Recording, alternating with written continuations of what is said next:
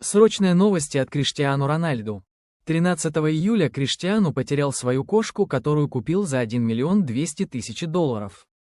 По словам Криштиану, его жена Джорджина очень любит кошек и домашних питомцев. После Криштиану и его жена пожертвовали 1 миллион долларов на благотворительность бездомных кошек. А как вы считаете, достойны ли похвалы семья Рональду за свои активные благотворительности?